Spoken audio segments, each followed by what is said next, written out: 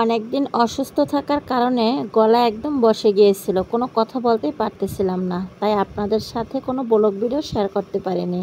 তাই আজকে ভাবলাম আপনাদের সাথে একটা ব্লগ ভিডিও শেয়ার করি। তো আজকে আমি শেয়ার করব হাতে মেখে গরুর মাংস রান্না। তো চলুন ভিডিওটা শুরু করা যাক। হ্যালো এভরিওয়ান, আসসালামু আলাইকুম। কী অবস্থা সবার, কেমন আছেন? আলহামদুলিল্লাহ, আমি এখন অনেকটা ভালো আছি। অনেকদিন অসুস্থ থাকার পরে কোনো কিছু খেতেই ভালো লাগতেছিল না, মুখে কোনো রুচি নেই। তাই ভাবলাম একটু গরুর মাংস দিয়ে দেখি ভাত খাওয়া যায় কিনা। তো গরুর মাংসটা আমি আজকে একটু অন্যরকম রান্না করেছি, হাতে মেখে রান্না করেছি। আমি আসলে কখনোই আর হাতে মেখে গরুর মাংস রান্না করিনি। আমি ভিডিওতে অনেক দেখেছি, ইউটিউবে দেখেছি, বাট আমি নিজে কখনোই রান্না করিনি। তো ভাবলাম আজকে আমি হাতে মেখে গরুর মাংস রান্না করব, আর সেটা দিয়েই আমি ভাত খাবো।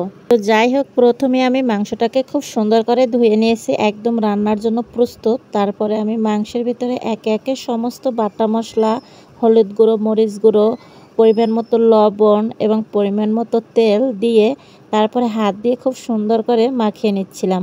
এটা নাকি হাত দিয়ে যত সুন্দর করে মাখানো যায় তত নাকি খেতে ভালো লাগে। তাই আমি অনেকটা সময় ধরে এটা মাখিয়ে নিলাম। আমার মাংসটা খুব সুন্দর করে মাখানো শেষ। তো গরুর মাংস রান্না করব আর আলু দেব না, এটা তো হতেই পারে না। আমাদের বাসার সবাই আমরা গরুর মাংসের সাথে আলু খেতে ভীষণ পছন্দ করি, আর বিশেষ করে আমার মেয়ে তো অনেক পছন্দ করে। তাই আমি বড় বড় করে কেটে রাখা আলুগুলো আমি মাংসের সাথে খুব ভালো করে মাখিয়ে নিলাম। তো আপনারা কারা আমাদের মতো মাংসের সাথে আলু খেতে পছন্দ করেন অবশ্যই কমেন্ট করে জানাবেন। তো মাংসটা আমার খুব ভালোভাবে মাখিয়ে নেওয়া শেষ। তারপরে এখন আমি এটা চুলাতে বসিয়ে দিলাম, একদম হাই হিটে দিয়ে তারপর আমি ঢেকে নিলাম।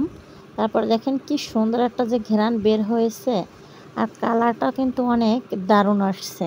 তো আমি মাংসটাকে খুব ভালোভাবে নেড়েচেড়ে কষিয়ে নিচ্ছিলাম। মাংস যত বেশি করে কষানো যায় তত খেতে মজা লাগে।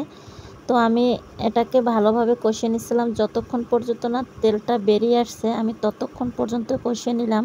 তো দেখেন এখন কিন্তু আমার মাংসের তেলটা একদম বেরিয়ে আসছে। তো এ পর্যায়ে আমি এটাকে প্রেসার কুকারে তুলে দেব। যদিও আমি সেই ফুটেজটা নেই, তবে আমি মাংসটা প্রেসার কুকারে দিয়েছিলাম। গরুর মাংস দেখা যায় প্রেসার কুকারে খুব তাড়াতাড়ি হয়, একদম নরম হয়ে যায়। আর এমনিতে চুলাতে রান্না করলে দেখা যায় অনেকটা সময় লাগে। তো এই জন্য আমি আলুগুলো তুলে নিচ্ছিলাম। আলুগুলো তুলে নিয়ে তারপরে আমি মাংসটা প্রেসার কুকারে দিয়ে নেব। আজকের ভিডিওটা এ পর্যন্তই। আমার ভিডিওটা এ পর্যন্ত যারা কন্টিনিউ করেছেন সবাইকে অসংখ্য ধন্যবাদ। তো ভিডিওটি কেমন লাগলো অবশ্যই কিন্তু কমেন্ট করে জানাতে ভুলবেন না। দেখা হয়ে যাবে আবার নেক্সট ভিডিওতে। সে পর্যন্ত সবাই ভালো থাকুন, সুস্থ থাকুন। আল্লাহ হাফেজ।